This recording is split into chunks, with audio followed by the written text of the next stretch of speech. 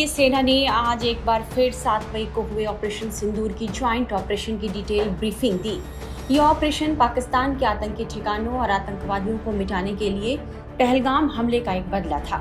सेना ने कहा कि हमारी लड़ाई आतंकवादियों के साथ थी, लेकिन जब पाकिस्तानी सेना इसमें कूदी तो हमने अपनी ताकत से उसे घुटनों पर ला दिया है। आर्मी से DGMO lieutenant general Rajiv Ghai, navy से वाइस एडमिरल एएन प्रमोद और air force air marshal Awadhesh Kumar Bharti ने ऑपरेशन सिंदूर पर 32 मिनट की जानकारी दी। ब्रीफिंग से पहले सेना ने एक वीडियो दिखाया। इस वीडियो में दिखाया गया है कि कैसे सेना ने पाकिस्तान के हमलों का न सिर्फ करारा जवाब दिया, बल्कि पड़ोसी मुल्क के कई नापाक इरादों को ध्वस्त भी कर दिया। इस वीडियो में जो सबसे खास बात थी वह यह थी, इसमें राष्ट्रकवि रामधारी सिंह दिनकर की प्रसिद्ध कविता की पंक्ति "जब नाश मनुज पर छाता है, पहले विवेक मर जाता है" का इस्तेमाल किया गया, जो आतंकियों का साथ देने और भारत के सैन्य ठिकानों और नागरिकों पर हमले की हिमाकत करने की पाकिस्तान की बुद्धि को लेकर एक सटीक विश्लेषण है।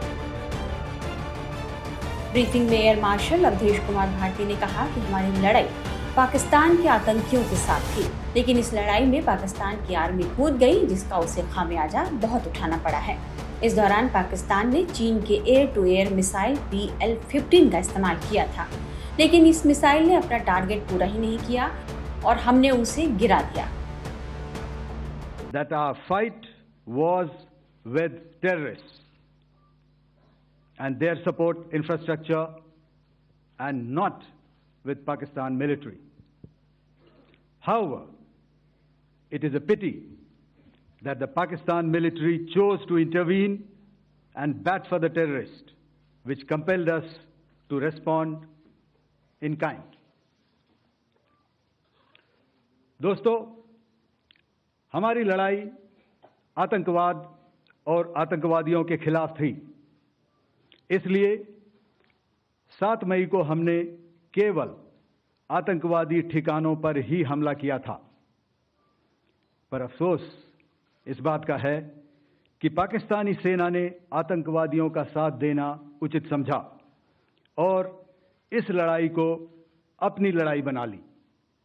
इस परिस्थिति में हमारी जवाबी कार्यवाही अत्यंत आवश्यक थी और इसमें उनका जो भी नुकसान हुआ वे खुद इसके लिए जिम्मेदार हैं। हमारी तरफ से हमारी एयर डिफेंस सिस्टम्स देश के लिए दीवार की तरह खड़ी थी और इसको भेदना दुश्मन के लिए नामुमकिन था। This brings me to the point, and unmanned combat aerial vehicles employed by Pakistan were also thwarted by the indigenously developed soft and hard kill counter US systems and the well-trained Indian air defense personnel.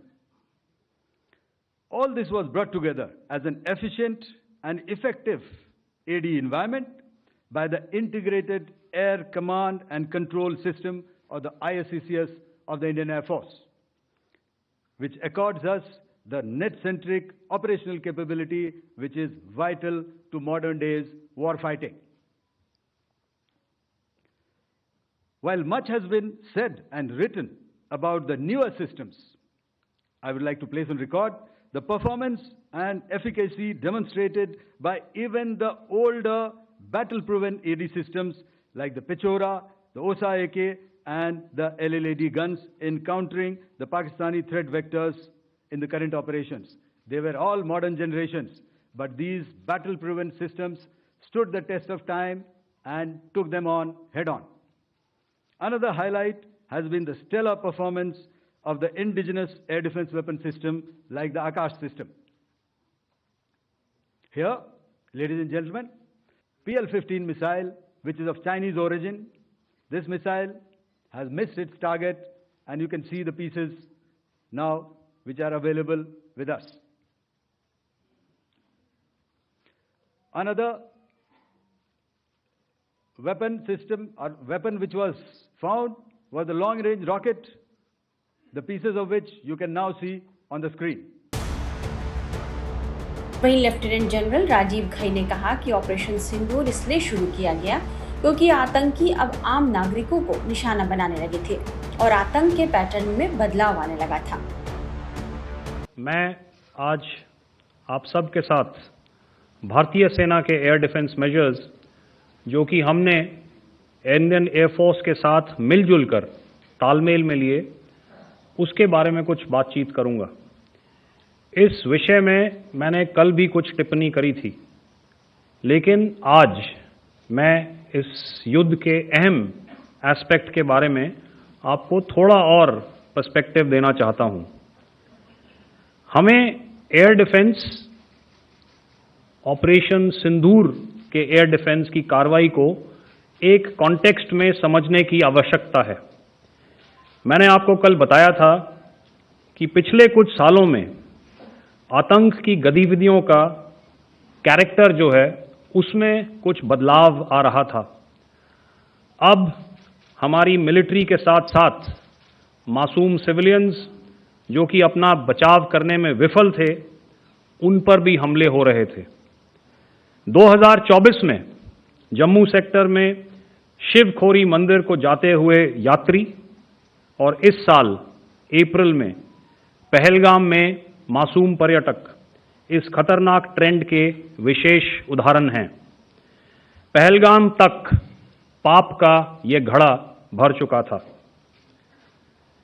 उसके बाद जो हुआ उसके बारे में हम कल विस्तार में बातचीत कर चुके हैं, क्योंकि आतंकियों पर हमारे सटीक हमले लाइन ऑफ कंट्रोल और इंटरनेशनल बाउंड्री को पार करे बिना किए गए थे। हमें पूरा अंदेशा था कि पाकिस्तान का वार भी बॉर्डर के उस पार से ही होगा। इसलिए हमने अपनी एयर डिफेंस की पूरी तैयारी पहले से ही कर ली थी। हमारी इन्वेंट्री में शामिल counter manned aerial systems, electronic warfare के साधन और एयर डिफेंस वेपन्स का इंडियन एयरफोर्स के इसी प्रकार के सिस्टम्स के साथ एक अनोखा मिश्रण किया गया।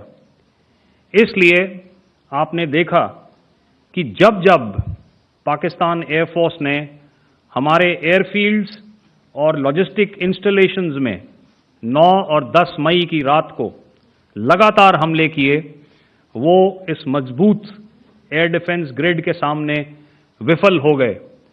आपके सामने इस ग्रिड को एक तरीके से दर्शाया गया है।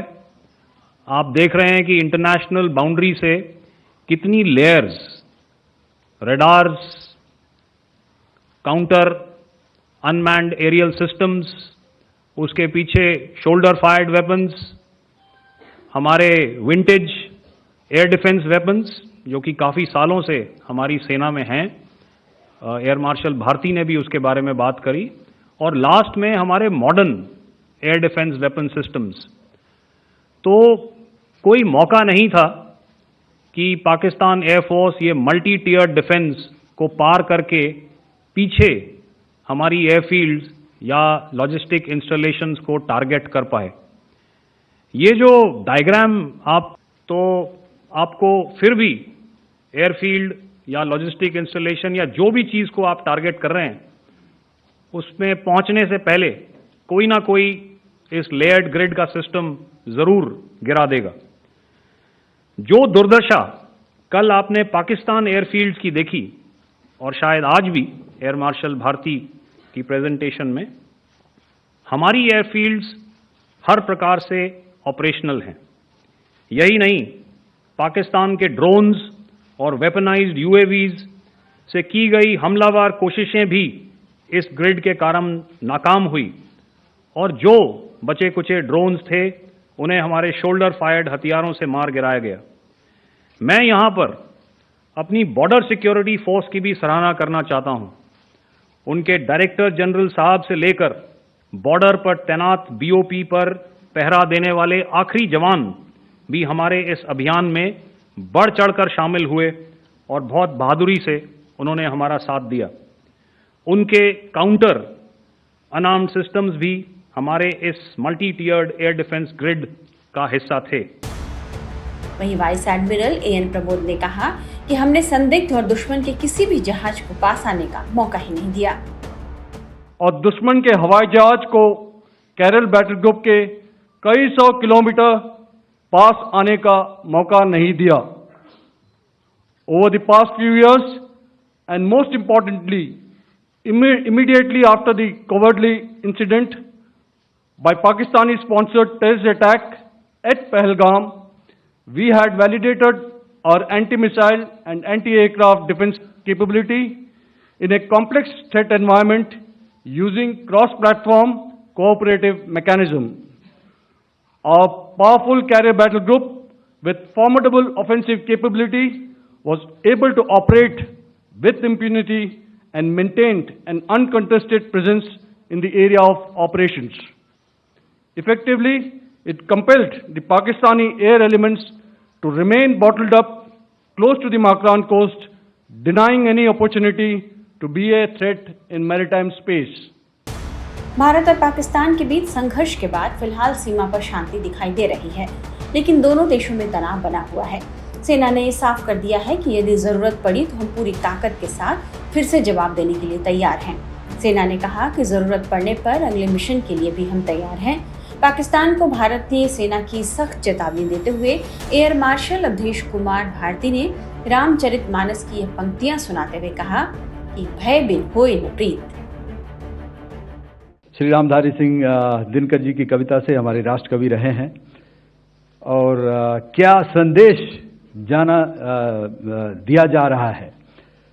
तो मैं बस आपको रामचरितमानस की एक कुछ पंक्ति याद दिलाऊंगा, आप समझ जाएंगे। तो याद कीजिए वो पंक्ति जो है,